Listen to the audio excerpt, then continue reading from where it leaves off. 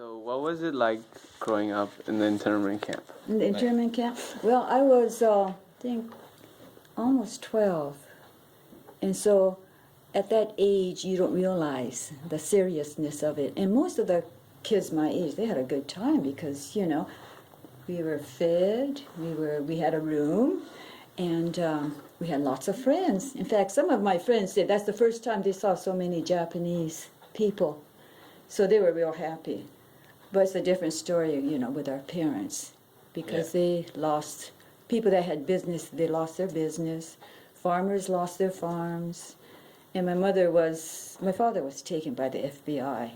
So she had 7 kids.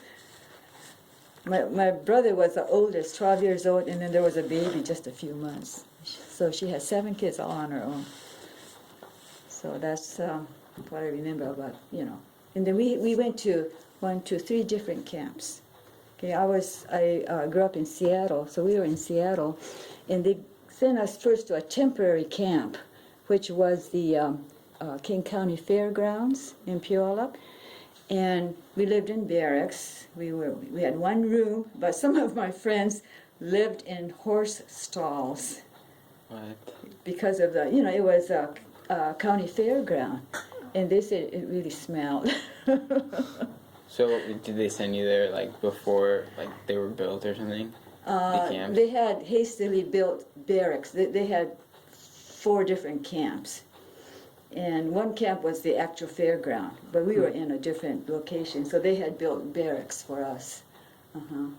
But we were there for just a few months. Let's see, was it March? I don't know, April, May, just March, April, I think, April, May, June, July, August. And then in September, so we were just there through the summer, and then September they moved us to a more permanent camp. Yeah. And it's called Minidoka. It's one of the 10 camps that they had, and I can show you. I have a map somewhere. So then, in the meantime, they had taken my father because they arrested all the community leaders. And my father was a Buddhist priest. He was, considered a community leader. Yeah. So he was taken, and they had him in different camps. They had special camps for these so-called dangerous enemy aliens. Real dangerous. He's a Buddhist priest. He couldn't do anything. So we were in Puyallup, and then they took us to, they shipped us over to southern Idaho, Minidoka. We were there for 2 years. And then they said they wouldn't release my father. So they said, you can join him in a family camp called Crystal City. It's near the Mexican border in Texas. So it was a family camp run by the Department of Justice. And so we were able to get together with him down there. And so we were there for about 2 more years. Then when the war, ended, we all went back to Seattle, because that's where I grew up. So that's... In the Minidoka camp, we all ate in a big mess hall. We had we didn't have any cooking facilities. And then in Crystal City, luckily we were able to have a little kitchen, and we could cook, and they had a store where we could go and buy things. So it was more family-oriented. So it was a more comfortable camp. And they had an American school. You can choose which one you want to go to. All-day Japanese school, all-day German school, because they had Germans and Italians. They also had Japanese from Peru, South America, in there. In fact, the Peruvians, I really felt sorry for them because apparently the U.S. government held them hostage in exchange for prisoner exchange. And so these poor people were in the camp, and then after the war, they had no place to go. Peru didn't want them back. So unless they had relatives in the United States, they were just stuck. So I don't know what many of them did.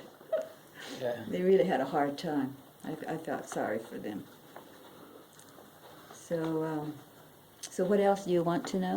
What were the guards like? The guards? Yeah. The guards were very friendly. And the rules, Really? like what were the rules you had to follow like every Well, day? in Puyallup, they had curfew, and they would check us. So we have to be in by a certain time, maybe 10 o'clock or something. And of course, you couldn't go. There was barbed wire all around, so you don't want to go too close to the barbed wire. But the guards were very friendly because I think they were bored, just sitting up in the guardhouse. So sometimes we would talk to them. I think my brother one time in Texas sang, "Don't fence me in" to the guards.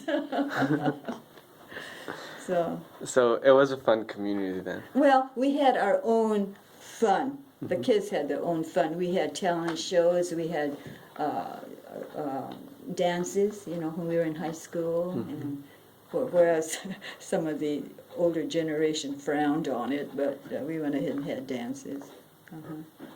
So what was it like mentally and physical state while you were there? Well, I don't think it made any difference to us, but it made a difference to the older generation. I think my mother, she was fine during the camp, but after it was all over, she almost had a breakdown. So she lost everything. Oh yeah, all the families lost everything. Once in a while, like I read about these farmers who had a kind neighbor, that would kind of watch their farm and take care of it. But as a whole, people lost everything. When they knew they had to leave, they would just sell things real cheap. Yeah. And people would take advantage of that. Yeah. So what was the religion practice in the camp? In the camps, of course, there were a lot of Buddhists, and there were Christians, and I'm sure there were atheists. But we had our own services in camp. Like after the camp, were you allowed to have any jobs? Well, I think people had a hard time getting a job. A lot of them probably there was a man in Seabrook, New Jersey, who hired a lot of them. So a lot of them went to that farm, and I think he had a processing plant of some kind. But mostly, I think when they went out, they were laborers. Just the lowest jobs you could find. Of course, the professionals like my father, the temple was still there, so he went back to the temple, which was really interesting because we had just built this beautiful temple. The war came, and the Coast Guard took it over. The government took it over and used it for a school, Coast Guard school. So when we went back to Seattle, we couldn't get in. Yeah. So we had to rent a hall to have our services because the government still had our church. Were you alive during the Pearl Harbor attack? Yeah, we were in Seattle during the Pearl Harbor What was that like? Being so, of course, we were really surprised and bad news, but it wasn't like the people in Hawaii, who were more directly, to us it was far away, so I don't think we gave it too much thought. But it was a different story in Hawaii. Yeah. So for the job in the internment camp, was there a job allowed? Like you had to earn money in the camp too? Yeah, the people had jobs. In fact, the internees themselves had their own police. They called it internal security, and they just kind of, did what normal police would do. And they had cooks in the mess hall and waitresses. And so they were paid, I think like the professionals were paid $16 a month, and others might have been paid $12, something like that. But they were paid. So you said you were separated with your dad? Yes, he was taken by the FBI. And first they took him to Missoula, Montana. There's a fort there called Fort Missoula, which I have visited. Yeah. And then they shipped him to Camp Livingston, Louisiana, way across the country. And then because they were bringing in I think, prisoners of war, either from Germany or Japan, into Camp Livingston. So they moved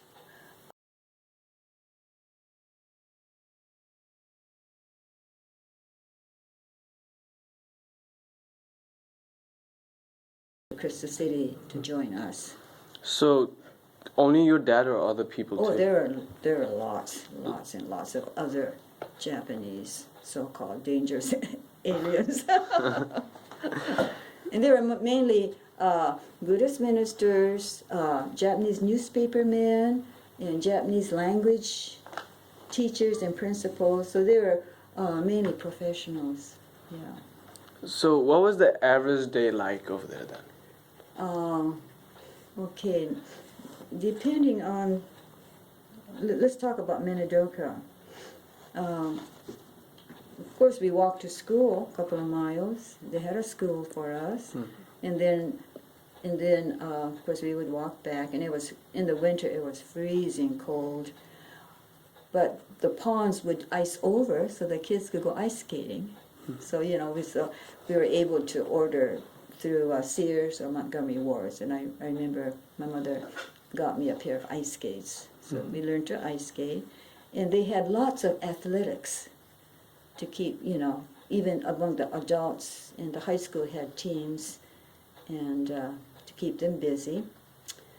And let's see, what else? They offered piano lessons to people like me. So, they had, music teachers, and they had, each block had a recreation hall. We call it a rec hall, where people could go and socialize.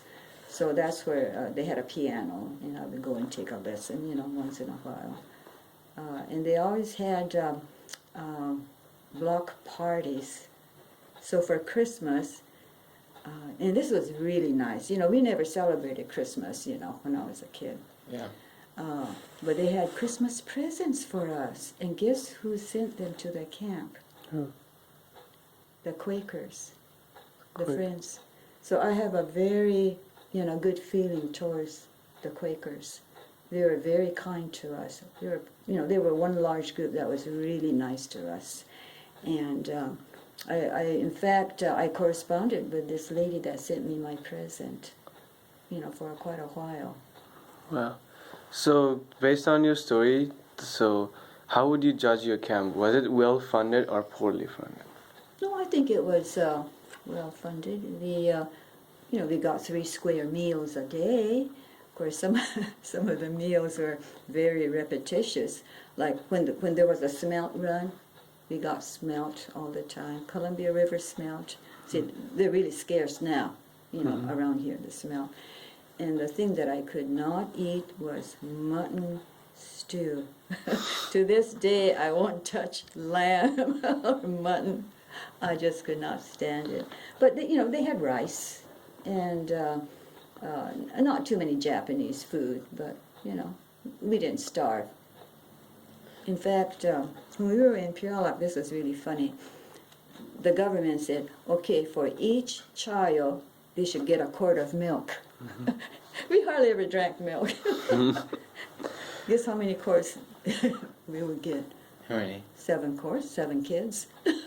So, like 7 different milk? Oh, 7 quarts of milk they were delivered to us. We didn't know what to do with it. We just never drank that much milk.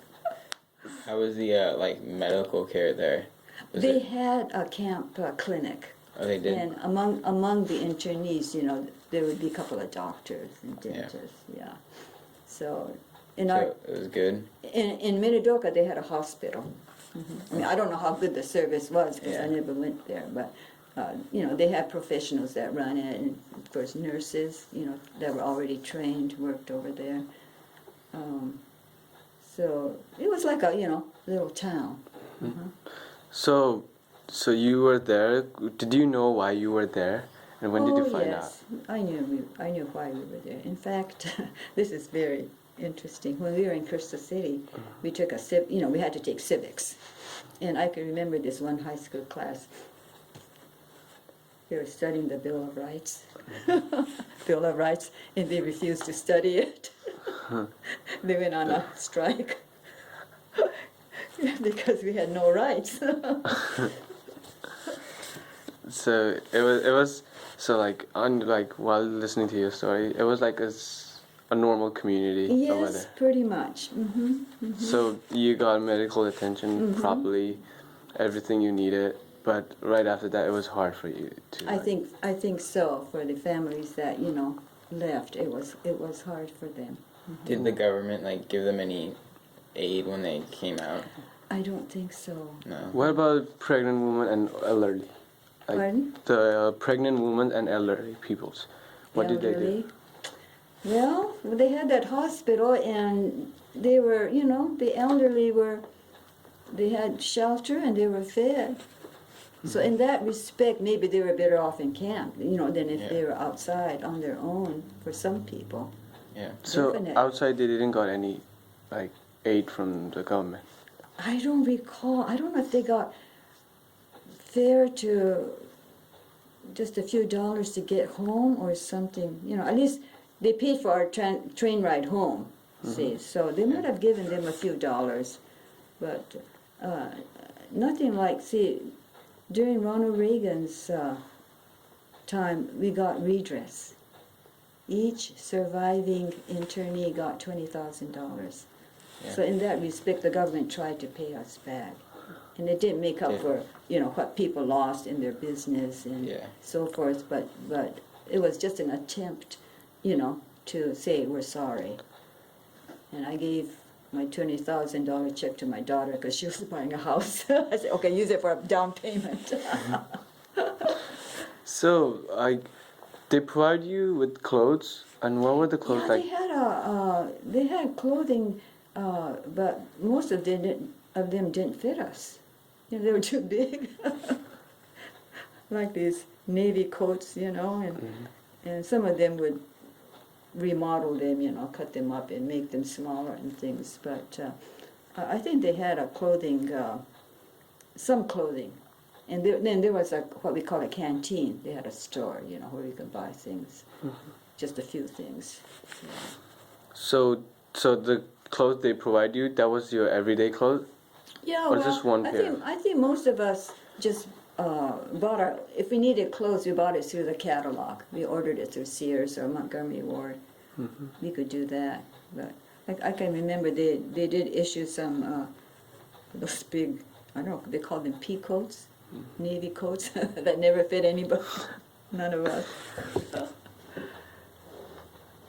So did you receive mail and send mail to like your Japanese relatives? Yes, yeah. We were free to send mail back and forth, except my father, I think they were limited to 2 a week, and his mail was all censored. Whatever we wrote to him and he wrote to us was all censored. And I used to wonder, now who would read all that Japanese? If he wrote in Japanese, guess who it was? A Japanese guy? I have no idea. Koreans. Koreans? Because Korea was run over by Japan, and they had to go to Japanese school Oh. in those days. So the Koreans knew Japanese, so they used them for censors. I found out later. I used to wonder, who's censoring all those Japanese mail? So were you allowed to leave the camp on special days like Christmas or like Japanese New Year? Very few. When we were in Minidoka, some friends and I wanted to go to Twin Falls just to see what it was like. So they gave us a one-day pass, and we took the bus and went out. In Crystal City, they let us out to go on a picnic, a group of us. And I can't remember if we were chaperoned. I don't think so. I can't remember who took us out. But, we go out and, there's no place for us to run away, really. So we would have a picnic by the Nueces River and then, come home. So you moved to 3 different camps. Yes. So in both, like all 3 camps, there were curfews every day? There were what? Curfews? Curfews? We had curfew in Puyallup, but no, not in the other 2 camps. From what time did it start to what? I think curfew was like 10 o'clock at night. 10 o'clock? And they would come, somebody would come and check to make sure we were all in our room. But So- the other camps are pretty free. We were pretty free. Just so we stayed inside the barbed wire fence, you know. Yeah. So, like, what if you were caught found outside the curfew? Would they Well, punish you? I think they would shoot you.